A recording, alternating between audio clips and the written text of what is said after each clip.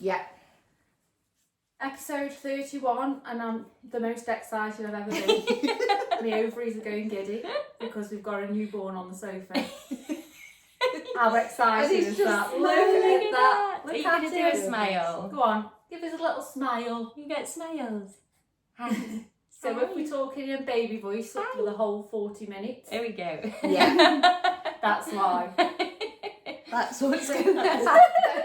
So yeah, Charlotte, welcome to the show, Thank Authentic you. Girls Club. Thank you, it's And so great to be I've here. followed you for such a long time. I think going back to when I first started following you was when the incident happened with your two dogs. Yeah. And I think for you, was that a pivotal moment in the journey of Authentic Girls Club and life, I suppose? It really, really was. Before then I was a bit lost really, I think, and I was trying to find my way. I'd had my two girls and I was a stay-at-home mum, which was so grateful to obviously go on that journey, but I just a few years in found myself where I just didn't know what I enjoyed anymore, and I completely just kind of lost that sense of identity. And you know, if someone asked me like, what are your hobbies, I'd be like, going to the pub and drinking wine, or I'd be like, but even that wasn't kind of cutting Quite surface level. Surface level, isn't it? Yeah.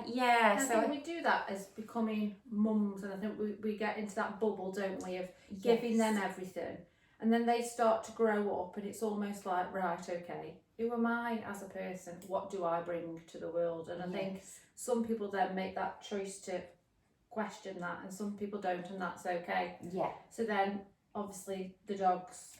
Yeah, so I just started basically figuring out what I wanted to do. So I was just kind of getting my idea off the ground. So the Authentic Girls Club originally was going to be about self-development and Instagram. So it was going to be kind of split, because I kind of found myself a little bit through Instagramming and writing and hoping to help people sharing my reality, you know, rather than, you know, kind of like you say, that, you know, those Instagram posts that aren't maybe the reality.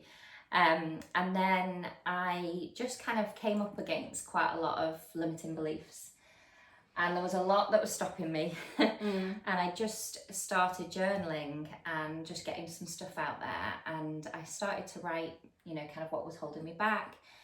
And one of the things was, I don't feel like I've been through enough to say what I want to say. And literally a few days later, our dogs were stolen. Really? Yeah. Oh my goodness. And it was a real kind of moment of, obviously, I'm a huge animal lover. And it threw everything up in the air, but also all of my own values and who I am as a person. I'm quite a trusting person. I, you know, I'm very empathetic, and I just, you know, couldn't understand someone doing something like that. When we're that person, it's hard to understand how other people aren't, and it's a hard reality sometimes, isn't it? It's a real hard reality. It is, but now I kind of look back and thank goodness, you know, the community that rallied around us was incredible.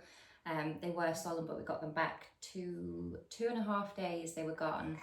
But unfortunately, you've got something to say about that. Yes. Unfortunately, Welly, he got back. He wouldn't have lasted. The vet said another hour in that in the house that they were found in. He just, you know, stressed. Well, they can never put it down to that, but for me to go from perfectly healthy to, you know, not very good, wasn't great. Thank you.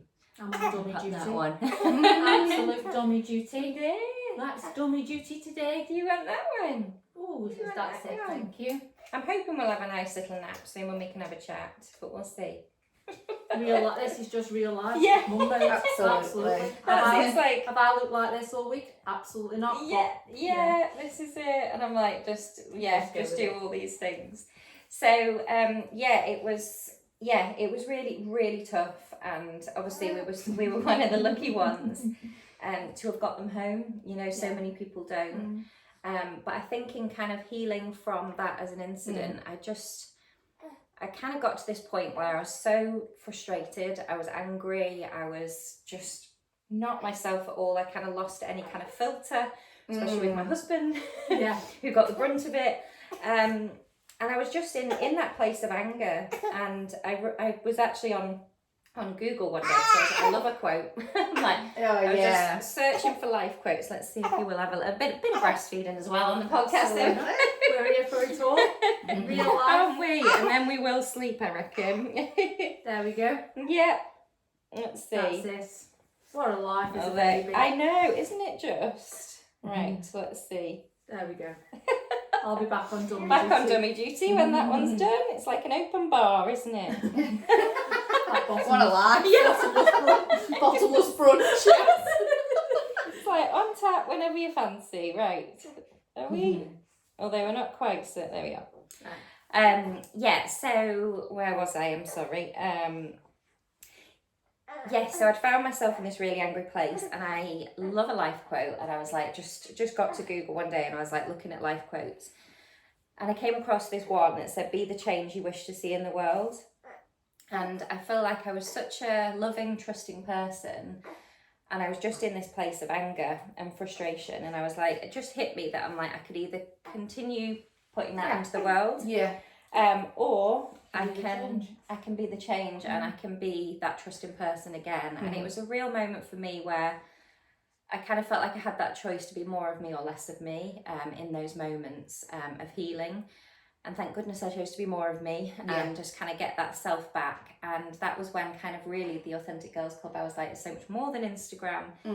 It's really about, self-development and life and these choices that we have. And, in that, there was so much more than just the theft. We were blackmailed in that time. And, it kind of really thrust a lot up, I think, for me. And obviously had quite a lot of negativity online as well. Surrounding, that they were tied outside of a shop for all of a couple of minutes and it happened. So there was a lot amongst it, but what I really started to notice was where my focus went. And if my focus went on the good people and the people who were sharing, and supporting us, I saw more of it. Yeah, and absolutely. If my focus went on to the negative, if I was focusing on, those, the people and all of that, I would go down in my mental health. And it was really that kind of the choice that came so apparent. And I just started then going on this journey to finally getting the Authentic Girls Club out of my head and into the world. And it happened in March, and I set myself the goal of September to get something out into the world. And I did it. I got my little workbook that was a self-discovery workbook at the time.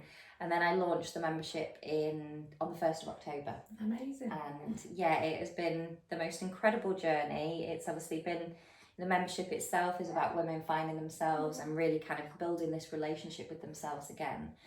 And it's a journey that I've continued to go on. And I think we all continue to go on. I think we're forever evolving. I think as parents, as mums, we're always evolving because parenting changes, the newborn stage. Your children get older, my boys are getting bigger, they're needing me in different ways. I'm having a lot more time to myself.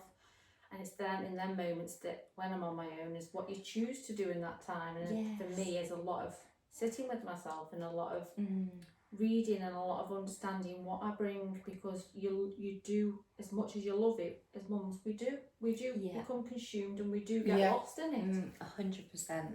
So it's incredible. So if at that point of like you knowing you wanted different, and what would you go back and say to somebody who was in that position right now? They're going through a really difficult time, and and they're like, what on earth do I do? What saved you at them moments? Was it like? I think it was going inwards. It was actually learning to be with myself rather than run away. And I think sometimes we can so easily have these things to shift that focus away from ourselves all the time. And like, I just external all the time. It was finally being able to, and for me that looked like journaling. So I spent a lot of time. A lot of journaling.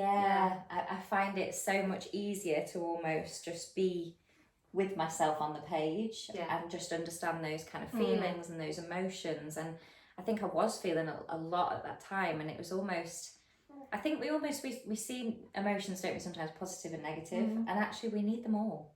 And I think it was that. So true, isn't it? Because sometimes you try and not want yourself to feel negative, or you want to push that away, or let's go buy some clothes instead, or let's go have your nails done instead. And actually now it's running with it and sitting in the storm. It is. Sitting directly in it. I mean, it's a big storm sometimes. Yes, definitely. But sitting in it, knowing you feel it to heal it.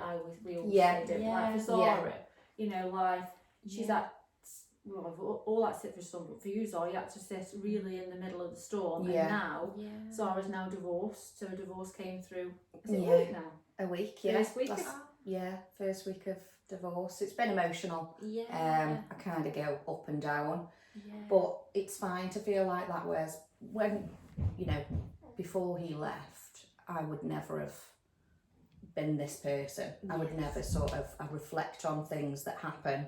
Everything's a lesson, whether it's good or bad, anything like that. Whereas I would never have done that. I would have just, like you say, You went with filled life, didn't with- you? You were somebody's a wife, and Yeah. you went along with that life. And I don't think sometimes as a wife, you were just, that was your identity. Yeah.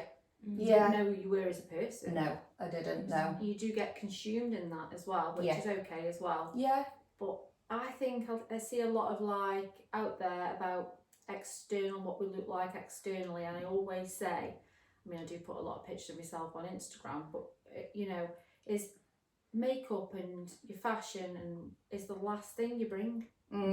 It's what you bring inside, and I think the ultimate glow up is internal. And if it's there, it will show on the outside. Yeah, And I think for me, when I first left Aaron, I remember wearing certain clothes because that's what I thought I had to wear, and being very fancy and being very external, wanting external validation. And when you honestly understand that, feel it, be with it, and sit with yourself and love yourself, understand yourself. It's a hard journey. It's not an easy journey, as we all know, but it's an incredible one. I think we've got to go sit with the hard times for it to get a bit easier. And I saw it, I was having a look on your Instagram, and I saw this and I wanted to read it out because I think it's so true. Screenshotted it. Oh. So it said, you don't always see the courage it takes to take action when doubts are loud, the energy it takes to breathe and respond instead of react and get frustrated, the belief it takes to use my truest voice instead of the one that blends in to make others comfortable, the loneliness I have navigated to walk this new way. I read that and it was like me. And it's so true, isn't it? I mean, the loneliness you have to navigate to walk the new way. The people we have to leave behind sometimes, you know, and the life we have to leave behind is grief in itself as well, isn't it? It's not an easy journey to. I have a lot of self-doubt.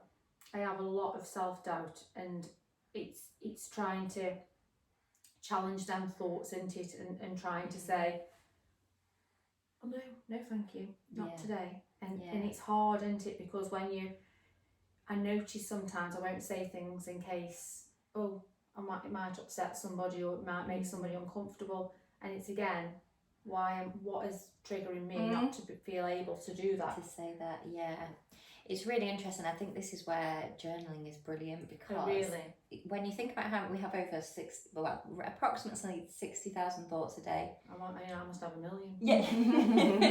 My head's like Google Tab Central. And when you think about that, adding more thoughts on top and trying to understand those thoughts in our head, that I think this is so therapeutic to. I mean, it might not be for everyone, but I think for everyone, because the membership is very heavily about journaling. Yeah. So we'll journal together, because I think sometimes as women we don't do those kind of things, do we? It's the last thing that if you get half an hour, do you think about grabbing a journal and sitting with yourself? Yeah. See what I mean? Yeah. It's that habits of changing. Do you know what I mean? Actually, got 30 minutes. No, Sarah, get off TikTok. And get on your journal, and that's them small changes again, isn't it? So you journal you do it with them. Yeah, so we have sessions that are really about, because I think for us what it was, women don't have much time, and we definitely don't give ourselves that time, do we? No. And that's almost really the biggest problem that we come up against is actually women going, okay, I'm going to join a membership that I'm going to actually do that, because there's a blocker there, and there's other things that come before it. But actually, I think when you unlock that relationship with yourself and actually shift those doubts, because it's all about, for me, journaling, if I've got a doubt, I write it out on the page, I see it, And then I actually talked myself around it, because I'm like, well, this isn't actually true, and why is it not true? Yeah. And there's so much evidence to, you know, say that, you know, one of the biggest things is enoughness, right? When I'm not doing enough, or I'm not, you know, that the enough comes up a lot. Yeah. But actually, when you break down what we do in a day, oh my goodness, like what, you know, what is that enough? What's that? What does enough mean to us? What does it mean? Yeah. This is so true in Zara's life right now. The pressure she puts on herself. Like, you like talk It's about just... honestly the pressure of like working full time, new job, half term, parenting, and she puts this as a woman. It's my expectations. I think not anybody else's. It's that sort of, people aren't, well, they probably do to a point expect, especially at work. But yeah, it's just, I'm finding it really hard to navigate. I think when you've been left and you've got to navigate it on your own, and that's fine, we did it.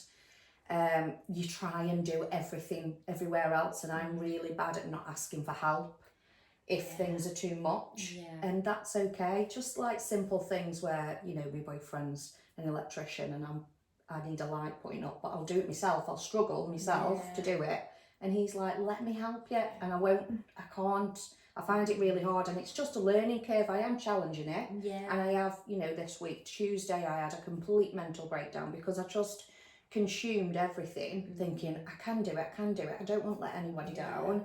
You know, I'm this independent woman, and it's fine. And then I was like, I can't do it. And it's not because I can't, it's not actually possible what is being, what I'm expected. So I've just got to, you know, open my mouth, which I have, and just, you know, I can't do this.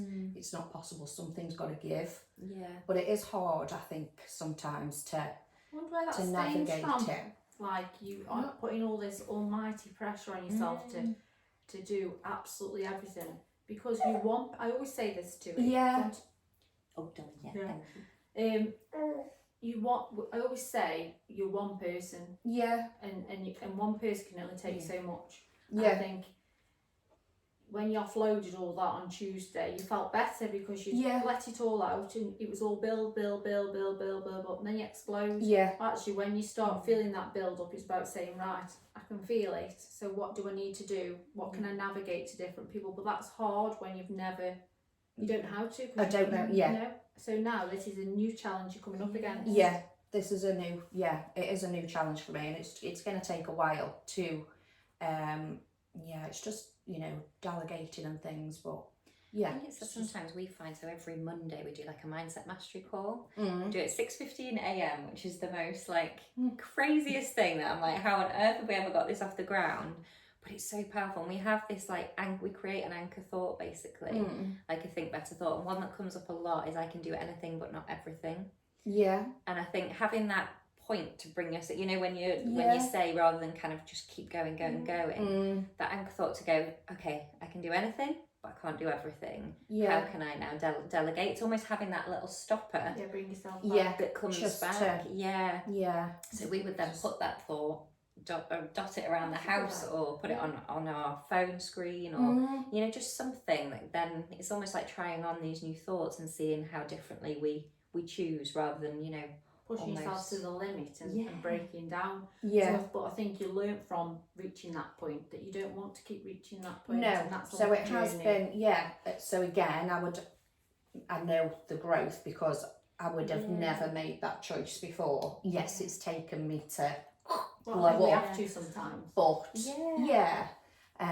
so now it's just because I know that it's going to come up again.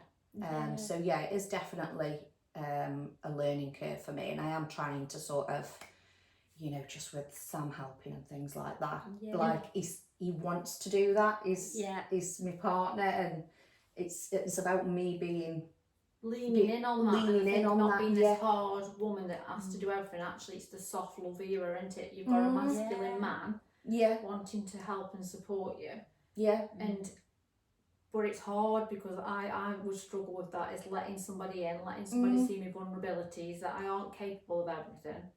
That's hard. That's leaving yourself vulnerable. I will be, she'd be doing it, honestly, build, if somebody said like you build a house, she'd do it on her own or carry the washing machine down the street. She'd have it on her head instead of asking for help. Like, I'll be electrocuted later with the thinking, stop honestly, for like, me out like that. literally, like, And he's like, I could have just done it in 2 minutes. Yeah, well, and just, it's, at that point saying, no Zara, I'm not going to do it, I'm going to ring Sam. Yeah. And stop the other thoughts and you ring him. Yeah. You challenge it. Challenging it. Not like, no, I'm not having that. Why aren't you? Why? You've got enough people around you to support you. You've got the dog next week. She wouldn't dare, like, the mum's away, she's got the dog. She wouldn't say, oh, you know what, Sarah, you know, if you're about, she'd rather struggle. So this week, I do. I'm going on dog duty. Yeah. I'm on dummy duty today, dog duty next week. Absolutely. And you've got to remember that people love and want to support you. Yeah. And, you know, and we definitely do. So he's to delegating. And it's that repositioning of actually, like, you know, somewhat like, say Sarah asks you for help, you want to help, don't you? Yeah. So actually if Sarah, so it's almost like, I remember how I had to reposition it, as it's almost like, I don't want to upset Sarah, so actually I'll accept your help, because actually she really wants to help. Yeah. You know, and it's that right, kind of, okay, yeah. So Yeah, like with anyone that's around me, I'm like, oh, it's kind of a shame if I don't accept it, because actually they do want to help, but it's letting it in, and I totally relate to that, because I didn't let help him for a long time, and especially this time round, having him, I did everything with the girls, and you know, just kind of, I don't know, just struggle, like you say, you're just doing it all and all and all, but actually just those little bits of help. Yeah, and I think again it's not that people don't want to help, like you say, it's I know that it's my expectations of myself rather than other people not wanting to help and things like that. So yeah, maybe I need that mindset then, that I'm offending you if I don't ask you to help, because I wouldn't accept the help. Well, because I never want to hurt you. God, now she'll be always sick, now she'll be delegating time. I just have nothing to do. Want me dishes? Come do me dishes. You want to do me dishes, don't you? And the other thing that we do is reflect on how it feels to have had that help. So, you know, when sometimes you rush on in life and forget about that moment. So this is where I think the club kind of comes in, because it's actually kind of being proud of yourself for accepting that help. How did that feel? Yeah. And then that almost powers you on to do it again, because you kind of actually understand what that feels like, rather than often the pattern that we're in is to feel like we're putting on somebody else, and you don't really shift it. But actually, if you kind of take that moment after accepting that help, how did that feel? Did I feel better that day? Like kind of, you know, what kind of came from that? Yeah. And understanding that, which I think is quite helpful with, you know, journaling and being on the page. I think I need to start the journaling. Yeah. Because I'm not. Yeah, I think I do as well. So going back to, so the dogs came back and one of the dogs wasn't very well. No, so that was a journey. Yeah. Unfortunately, we lost him just under a year later, and he had a couple of really big operations, bless him. But I remember that, watching the stories and stuff. So then that happened. That's another massive thing in your life. Yeah. And do you think you dealt with it differently because you'd been on a journey of growth and discovery, or I mean, it was hard anyway, but you know, if your mindset's different and you've done that work on yourself, sometimes you can see things a bit differently. 100%. I feel like it was almost that the meaning that was put on it from just that journal thing of, I don't feel like I've been through enough to say what I want to say. For me, it was like the universe went, well, here you go. And that almost made me deal with it very, very differently, because I was like, right, what can I learn from this? Rather than this is all happening to me. It was like, why is this happening for me? I like that. I like that. We love that here. Is that actually seeing it as why is it happening? And I just now, like, his name is Welly, like, he's still here and he very much guides me, and I feel so connected to him. And we lost Denzel, unfortunately, last a year this week, and they were just incredible. And I remember we went to pick them up from the police station, and there was a moment where they jumped out of those police cars, and when they came in, they had a police car each. Oh, really? Sat literally, like, between, like, just poking their heads through, and they just looked at me, and I just fell to the ground in tears. But they hopped out of that police car, and I remember there being so much fear, because I was like, what if they've changed? Because they were the most trusting dogs, like, they were Labradors. you know, they just would love and love and love. And anyway, they got out of those police cars and they greeted every single person in the yard. And I was just like, wow, like how amazing is that to have been, you know, stripped away from everything that you knew, you know, be in this house. Obviously we don't fully know the story, but for me personally, I think they were probably shut in from the behaviour that, you know, they kind of came back with. To then get back and just be exactly who they are. And I'm like, that was the foundation for me going, they didn't change themselves and they didn't lose that trusting nature, so I can't. Yeah, absolutely. Yeah. So much truth in that, isn't there? Yeah, so that really, then there was so much meaning to everything about that. Obviously I loved them before, like I'm a huge animal person, but they were just teaching me, like I was like, they are my greatest self-development teachers, like literally crazy, isn't it? the way they live life. And I'm like, I just watched them and watched me with them as well. And like, you know, when it came to letting them off the lead for the first time, and I was like, they've got no fear about this, but I had so much fear because I was like, what if someone just picked them up again, or, you know, so much to it. And then also it was like, what if, you know, I make a mistake again, and then, you know, it's obviously my life is online, then I get all of that negativity. There was so much pressure, but it was all traumatic stress as well. It's like living in fear, I suppose, isn't it? But it was that pressure. What I realised was I'm putting it all on myself, and I don't need to do that. And it was those little moments where I almost let them actually. It always makes him smile. His baby grow says, "Lead the way." Oh, really? And I'm like, it made me pick them up straight away. But I was like, they led the way, and you know, I followed, and they wanted to go off the lead. So I just sat with, or walked with how that felt, and there was fear. There was fear there, but I was like, it's okay. Sit with it, run with it. Yeah. I like that. And you know, our body only actually needs 90 seconds to process an emotion. This blew my mind. But if we don't process it, it can take up to 7 years to move through our body. Good grief. Oh, wow. So for me, That's when I massive. like kind of feel something, I'm like, right, label it, feel it. Because sometimes I think we don't know what it is as well. Yeah. You don't? So it's actually, again, journaling.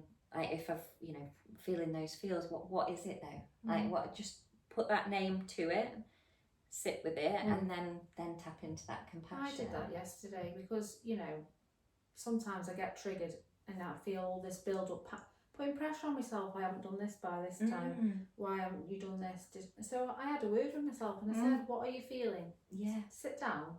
Maybe at that point I should have journaled because it was all in my head. Yeah. I sat down, I was like, right, what are you feeling? Why are you putting so much pressure on yourself? Yeah. And do you know what? I sat with it.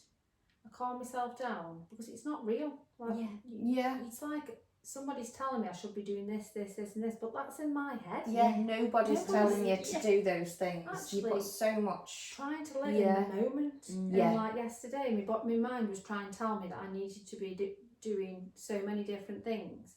But in reality, what that stops is me living for the here and now with my children. Yeah. And so I had a word and I said, no, thank you. Yeah. And I went and I just thought, no, and it's again, we have that choice, don't we, to challenge that. And it's not easy. It's took me a long time to be able to get to that point of challenging them thoughts and not actually letting it dictate my day. Because it can easily do that, can't it? Like dictate you haven't had your cup of tea. I bet it's cold. Don't put it in the microwave. I tell you what, we're not very good, are we? Don't worry. I love how you just spotted that then. I was like, you know what? You never get a hot cup of tea. Oh, you that'll don't even be get fine. one here. Don't worry. Oh no, that's fine. Thank you. This is great though. I'm loving that he's just sleeping. Yeah. I'm like, ooh. Yeah. So I think so now. Is that tea all right? That's I feel lovely. like That's no, it's really nice. So I need to go put the kettle on. Just lukewarm. No, that's perfect. Lukewarm tea on the 4 o'clock club. So now you've got a new dog, and I mean, how did that come about? Because and he looks incredible. Oh, he's the most unique character I've ever met. Anything like he's so cute. What sort of dog is he? Oh, he's like a whippety. Yeah, it's like a scruffy whippet. Yeah, he's a whippet with a Bedlington Terrier, but I've never seen one like him. And so basically, as part of my healing journey, I've loved, like I say, I've always been the biggest animal lover. I used to actually horse ride when I was younger, and that was such a big part of my life.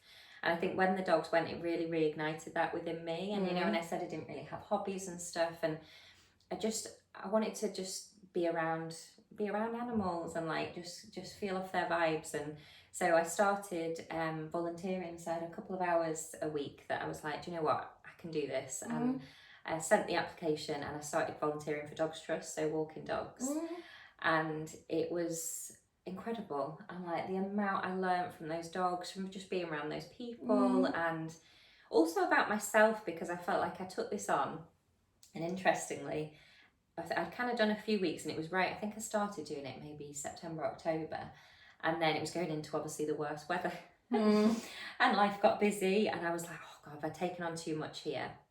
But I was like, actually, Charlotte, like the amount you get from being in that space, like don't let anything take that away. Put something else on the back burner, because this is for you rather than... Exactly. And I work from home, and like actually to go there and be in that space, like I was getting my best ideas there, and I'm like, because I just stopped and like just let myself be. So I was there for, I think I was there about a year and a half maybe, and then obviously came along. But just before then, this was really interesting. So I fell in love with many a dog. I was going to say, how if not, if she did that, she'd have about 100 dogs in her. Yeah, and do you know what? It's literally, I was like, I'm here to build my emotional strength as well. Like, yes, I found it really, really tough in the beginning, and to walk away and to know that there was a space, you know, we'd lost Welly, we still had Denzel, to know there was a space in our home for another one, and I put a lot of force, to be honest, on my husband. I would forever come back with a picture of a dog. And there was one in particular, it was a black lab puppy. I think he was 6 months, and he was gorgeous. He was called Sid. Oh, and I was like, he's just meant for us. All the signs. I even followed, so when I was making the decision, I was following this car, and I looked at the number plate, it said dog. I was like, oh God, just so many signs. I was like, this dog is for us. Isn't it strange when you are thinking those things, the things that you do actually, and that's good, because I think it's almost like when you're manifesting something, isn't it? You bring that energy, and you do start seeing things that are in line with what you want. 100%. So yeah, bless him. Sid wasn't for us, but Spud was for us. Yeah. Sid and Spud. So this was quite a while that passed. So it was actually, that was again a massive learning curve, because I wanted this dog, but my husband didn't, and it was kind of hard to not have that. And actually accept that, this wasn't a choice that I could make on my own. So yeah, time passed. That was probably a year actually. Sid was quite near the beginning, and then Spud just arrived. So there's many dogs, and I was putting so much pressure on it. I was like, this is for us. Spud arrived. He was honestly, I walked him and I was like, what are you? I was like, and the only thing that I can describe him as is, what's one of those, what's the bird called? Those big birds with the feathers that bounce. Oh my gosh, what are they called? Oh, it'll come back to me. They're like grey in colour. What are they called? And anyway, it's like one of them. It's like one of those, this fur just bounced off his bum, and I'm like, he had these little stick legs. And so I couldn't work him out. Anyway, I took a picture of him, and I was like, you've got to look at this dog. And I was just intrigued by him. And I showed him, and actually when I got him into the kennel as well, he just melted in my arms, and that was when I was like, oh gosh, here we go again. But I just didn't attach to it. I'd learnt my lesson. I was like, but I just showed him to Dale, and Dale was like, he'd had a few drinks at the time, and I was like, oh gosh, is this true? But he was like, there's something in his eyes, and I was like, oh, something in his eyes. And they were like, well, his eyes are so kind, and just it was just something. And he was like, go on then, you can bring him home. And I was like, what? I was like, what do you mean I can bring him home? So anyway, obviously it was more than that. I woke up the next day, I was like, I need to have a drink, so I just want to make sure that this is actually... Because I'm going to get the dog now. Yeah. It's coming home. Oh dear. So anyway, he was like, no, we'll go and see him. So we went to see him, and the thing that just blew us away, we got him into this, into the kind of, the area where, kind of a pen where they can let them free. And obviously he's got the whippet in him, so he's that pocket rocket is what he got written down on his notes, and blimey is he fast. But he was just obsessed with the girls in such a really healthy, beautiful way. He wasn't overly, kind of in their face or anything, but he just followed them and wanted to be wherever they were. So Spud arrived. But what was really interesting is I'd actually done a pregnancy test a couple of days before, and I was like, no, I'm not, because I thought I was pregnant. And I'd had a miscarriage, unfortunately, a little bit before then. So it was one of those, and I was like, no, Spud's just come at the right time. Anyway, we got him home. A couple of days later, did another pregnancy test. I was pregnant. And I felt terrible then for Dogs Trust, because I was like, I'm so sorry. I was like, I really didn't know. And they were brilliant. And they were like, do you know what? How meant to be was that? Like, yeah, so meant to be. You wouldn't have, if you'd have said you were pregnant, we wouldn't have been able to, he wouldn't have been able to come home with you. Like, but he's already home with you, so you can. And it was meant in that way. Yeah, and it did come with a little bit of overwhelm, because it's been a journey with him. He was very overwhelmed, walking. But again, learn from it, and it's just taught me a lot. It feels right, and that's something you've got to go with, that gut and that intuition, that feeling of what's right for me. And I think the more I've healed and the more I've learned about myself is my gut and my instinct tells me so much energy about people. I know sometimes I get a feel for people, and it's something I didn't listen to for a long time. I just thought no, but now I feel like it's quite strong, and I'm quite led by it. So I'm a bit psychic sometimes. You don't play on that though as well, do you? If you get a bad vibe from somewhere, I used to just ignore it, and I'd put my energy into it. Now I'm like, my energy is not going into this because it's not a good situation, or they're not a person that I could feel a vibe from. So it is about sort of accepting that, because I would just be like, chat to anybody, and even though and being a people pleaser. Oh my gosh, I was a huge people pleaser. And I think that's one of the things that I've kind of realised as well, is like, to not please people, it doesn't mean that you're a horrible person. No. Actually give yourself everything that you need first, and then actually you can give from a much better place, and like a more effective place. And especially with my husband, like it's a less resentful place, because I had a lot of resentment really the first couple of times with parenthood, and actually just having that moment to ourselves is so key, to be there, and be able to do that. Absolutely. So you got pregnant.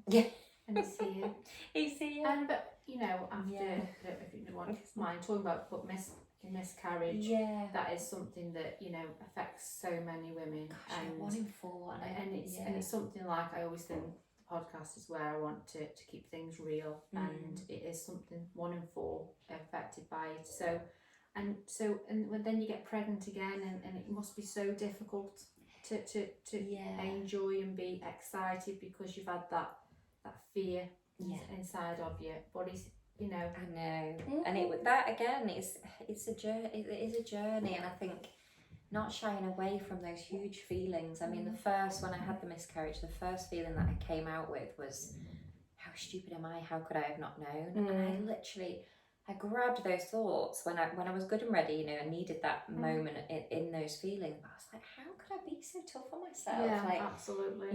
It was a miscarriage for me. So I got to 12 weeks, and I got into that scan room, and it was just a dark screen. And obviously I'd had 2 girls before, and I was like, how can this happen? And I felt so pregnant, and I was like, so for me. So that was a journey again. That's where I'm like, there's the language and the words that we talk speak. To yourself. But I think as women, being pregnant, we do blame ourselves. Something doesn't go right, or something happens, and naturally, as women, we do. And I think we do. And that's where the way you talk to yourself, and the way them negative thoughts, there's no truth in them. No. And that's. I think people forget that, and they start battering themselves, and I could have done things differently, and this, and this. But you need to come back to it again and say, well, what's the truth? And what is just your thought and opinion on the situation? But do you know what? It must be such a hard thing to navigate for a lot of people. It is. And do you know what, this is where I think podcasts like this are just incredible, because it's just opening that conversation. And actually the thing that kind of saved me in those moments was I got to Google again. But I was like looking at miscarriage and reading other people's stories and going, oh my goodness, someone has felt that exact same thing. like it's not just me, like that's just you know, something that, you know, crops up, and then knowing, you know, that someone else has gone through it and got through it is incredible. And I think, you know, for so long and for the generations before us, things weren't, especially, gosh, miscarried, like it's only just really being spoken about now. Nobody's talking about it, is no, and that's why I think we wanted to use this platform is the realities, and it is 1 in 4 women go through it, and you know, and sharing them experiences, let people feel the real emotions, talk to other people about it. There's so much around it, isn't there? And did you struggle to enjoy your pregnancy, or did you, once you got to that 12 weeks scan, did you? I don't think I let myself believe I was pregnant until probably about 20 weeks. Yeah.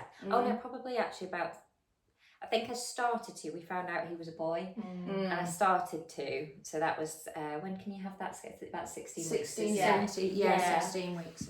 And then the 20 week scan, when then obviously it was reconfirmed. And he was okay, and obviously you have all those tests. I think that was really when I started to let myself run away with any kind of feelings, but even then it was still guarding. And I think, up until, I did a lot of journaling around that time, and it was almost like, you know, kind of when, because for me, like when that fear is there of, you know, it comes out in external things, but not things, I don't know, like I'd short in patience with the girls, or, you know, things like that. And that was when it was almost, okay, Charlotte, like it's tough, but take responsibility for that. But where is that coming from? Why are you, you know, why is that? Because I think when I get impatient, then I get really frustrated at myself for being impatient. And then quickly you're like, oh my gosh, it's like it just escalates into. So actually, kind of the quicker, and I'm not saying I am perfect and I get this right every time, because I think the growth is in reflection and hindsight first.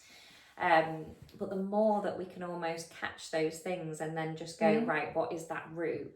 Oh, it's because I'm really scared that actually because even to post about being pregnant, I'm like, but what if I'm not? That was a very triggering thing, because so, but again, it was that kind of healing, you know, process as well. So whenever those feelings ran away, it was almost like, right, let's come back, let's grab that journal, let's understand, like, what is it that I'm actually feeling? Is there any truth in this feeling? Like, yes, there is, because this has happened before, but it doesn't mean it's going to happen again. Absolutely.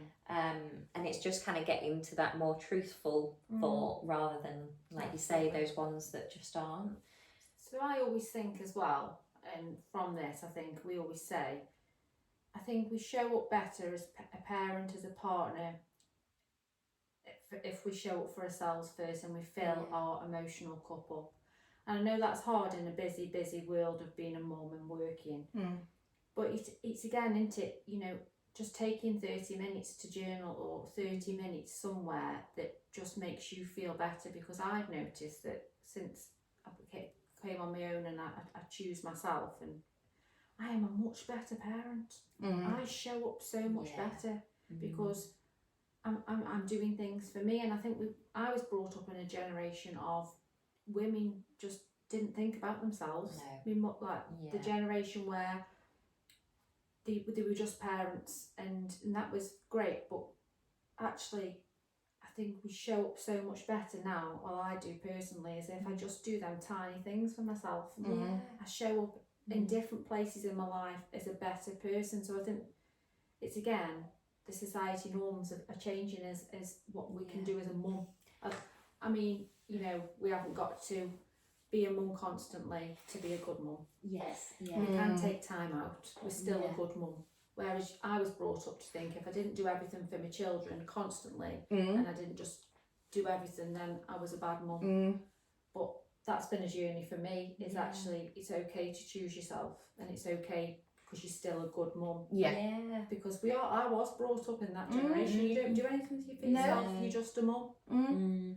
But it's changing, that's evolving now, and people are seeing different women as showing up differently for themselves, therefore show up differently in their lives. And I think it's dead important. It is. And you know, it like you say, it's in those tiny things that it really makes a difference. And for me personally, mornings have been transformational. If I can just get my morning right. And for me, before having him and being in the newborn craziness, to just have half an hour before everybody else wakes up to have my coffee. I'd have a journal, I'd sit and actually just sit in silence or sit with a meditation on. Like, you're then choosing who you want to be for the day. And that, for me, you've had that time. Because I think, for me personally, if I leave it till later in the day, that's when other things crop up. So building that discipline first thing in the morning to go, this is my half an hour. It doesn't even have to be half an hour. 10, 15 minutes. Oh my goodness, you can change so much. There's a lot of truth in that. You know, choosing them, discipline is a big one, isn't it? It's to be, you've got to be disciplined. It's okay saying you want to change and create, and it's the tiniest habits, but you've got to be disciplined in. And then I think once you start seeing the positive changes, you think, actually, no, my belly's rumbling. She's hungry. I'm hungry. It's then, you know, it's trying not to fall back. Once you see them positive, you know, I think people say get up at 5 o'clock, don't they, every morning? I got up at 6 today. My eyes were hurting. Yeah. And you know, it doesn't work for everyone. No, it did. I felt so much better. Yeah, but it's finding that. So for me personally, because there is a big thing about the 5 a.m. club. So how I started was 5:55 a.m. Right. And for me personally, you know, when you set your alarm at like 7 a.m. or think, like for me, I'm like 5:55. It feels so intentional. Yeah, it does. Yeah. I might set mine to just get really specific and be like, and it was amazing actually. How the difference that made. I'm like, I'm still in the 5 a.m. club. I might do 5:59. 59. Yeah. I'm on the 59. That's it. Yeah. It just builds that kind of There's no rush then for me this morning. I said like to myself last night, get up early, do all your jobs before the boys get up. I was like a new woman. Yeah. Do you know what I mean?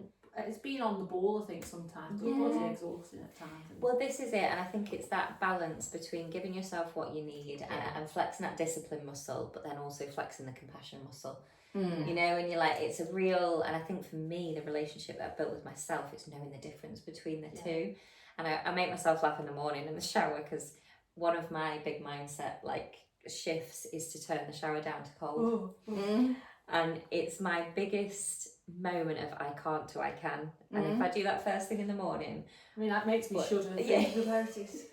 But it's so powerful. I'm like, I walk out of that shower and I'm like, I'm a new person, because I can do anything. I've just done that. But sometimes I'm like, I need the warmth. And like, actually, I want the warmth. And, and I've realised that's, before having him, it was just get it right down. And every day, kind of, because whereas I feel like I'm in this kind of nurturing phase for myself as well, postpartum. So it's been nice to kind of have the balance of like, now I'm going to choose warmth today. Now I'm going to choose, I can do this. Having that choice.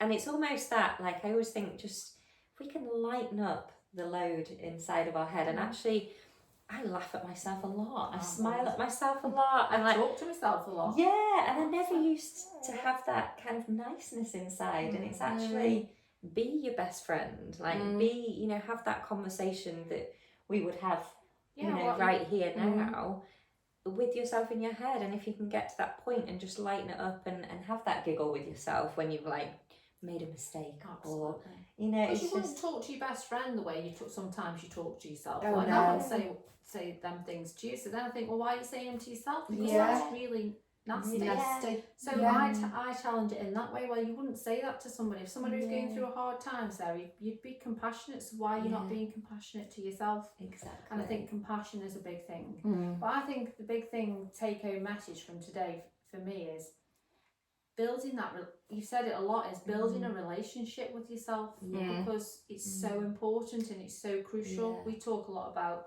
I'll say it every week, building a home within yourself.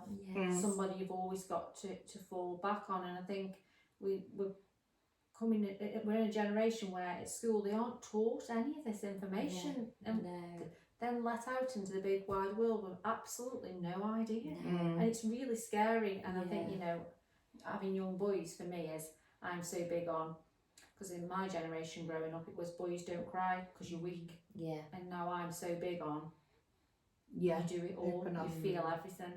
And you're changing the next generation. You know, I don't want my boys to go into the world and not be able to figure out emotions or regulate their emotions. But Yeah. why is it not taught in schools? I know, it's huge. It's huge. Emotional intelligence, like actually understanding those feelings and spending time. And I do, like you said, think this is the changing generation of actually allowing that in. And it's a big, I think sometimes it's a big task, because I think when we're just healing ourselves, to then sometimes I have to be kind to myself because I don't get it right with my girls all the time, and you know, because it's come from a place that's very deep rooted, and you know, our parents did the very best they could with what they had. We just have more information now, so absolutely there's also a lot of compassion to be had on that journey, isn't a there? lot of reparenting. So for me, as Yeah. reparenting, I had good parents, but I've had to sort of reparent myself whilst parenting my children, so I don't always get it right, and you know what, a big thing for me is apologising to my children. Nobody ever apologised to me as a child. And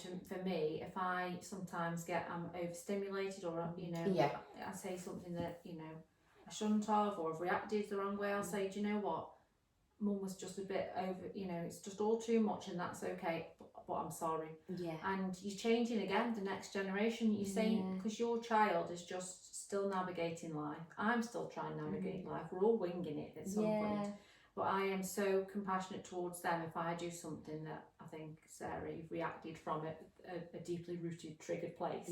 As I'll say, I'm sorry. And it's incredible. And I want them to always know that, you know, I aren't perfect, and I don't want to show them a perfect mum. I want to show them a real human who's got every emotion going. Because they need to be able to go into the world and show every emotion. Like Oliver the other day, yesterday or the day before, said, "Mum, oh, my tummy's hurting, I think I'm a bit nervous," and I was so proud because he was able to say that, and he was said, "My tummy's thingy, there's a lot of pressure at football." And I sat with him and I said, "Well, pressure's good, Oliver. You know, if I thought it was really bad pressure and somebody's hammering at you, you know, I'd say, but I said, them feelings are normal. I said, I get them when I'm doing something." And it sort of then validates, actually. So he's thinking, well, oh, so they're okay, rather than him sitting with it all in his tummy. And I thought, you know what? That's all I can ask for, is emotional intelligence, for them to understand that it's not an easy life. But I want to give them a toolkit for life to be able to regulate themselves and understand, and also be able to come back to me. But do we all get it right? Parenting is damn hard work. It is. To raise decent human beings. I always think that's mine, to raise good adults. And I feel like it's massive, isn't it? It really is. It really is. And I think we have to almost, when you think of like, are we enough? Absolutely, we're enough. When you think of all, you know, those kind of things, like that's a lot. Like, it really is a lot. It's a big, like, generational changing thing that you're doing. Like, it's massive. But yeah, I think, like you say, building that relationship with yourself then, and it's almost like modelling that. And what I have noticed, the quote that I was back to, be the change you wish to see in the world, I've noticed that so much, like that you be the change, and that change comes back to you, and it's what you know what you just put out there, and it all comes back, and it's amazing to see, actually. And like, it all starts within. Oh gosh, I'm so sorry. Do you know what that is? Read what it says. Read what it says. Would highest Charlotte do this? And it's 11:11. Yeah. Come on, 11:11. Yeah. Would highest Charlotte? Would you do this, Charlotte? Yes, I absolutely would. I would. I thought it was coincidence. It's 11:11, but you put it on every day. I could start that as well. That's a little anchor for myself. I think that happened for a reason. Yeah, absolutely. We were meant to be on this at 11:11, but absolutely it is, because to be here chatting to you guys, like, is amazing, and that makes me come back. Like, if I'm ever, you know, feeling frustrated, or any of those other feelings that, you know, maybe I'm shunting away, it's like, come back to the present moment, and actually, would I do this, you know, in years to come, when I'm where I want to be? Obviously, I've got big goals and places that I want to be. What are your big places and your big goals? Or well, my absolute dream is to have a farm and fill it full of rescue animals. And then I can see. But you know, you have to say it will happen. Yes, it will. And I have this visualization that I do every morning, and I've just got back from a big trip in America, and I've spoke on a massive stage with Tony Robbins somewhere. It's one of his annual events. And then I get back home, and I can see my case, and I've woken up the next day, and there's all these animals, And I go, well, horse right above, Spud's there, he's got a friend. He's got a friend. I love this. I love this. My daughter's there with the ducks and chickens, rescue chickens. And my other daughter, Autumn, she's off to sort the horses.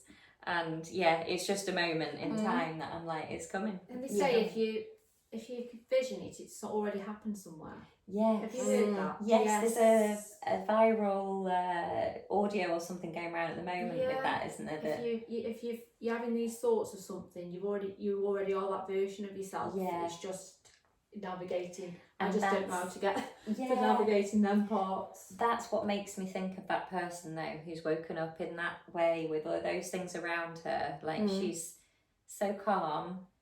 She's not rushing anywhere. She doesn't need to be anything else, do anything else. She just is.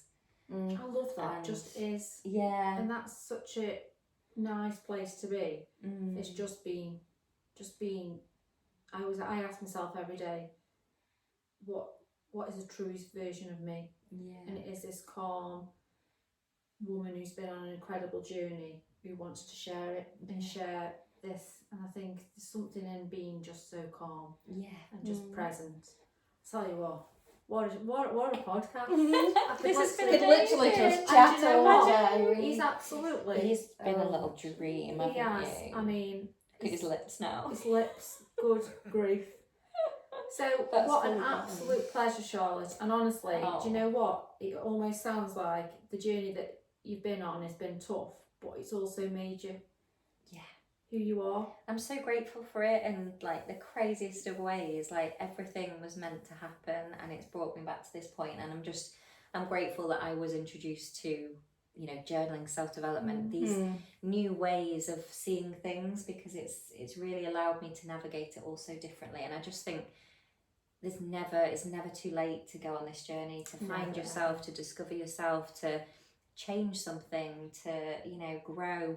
And yeah, kind of obviously the Authentic Girls Club is all about women doing that together, and you guys have to come in and see what you do. Yes, you know what? We're so here for the Authentic Girls Club, but we're also here for empowering women, all men, to just be the absolute best version of themselves. Yes. So yeah, thank you very much.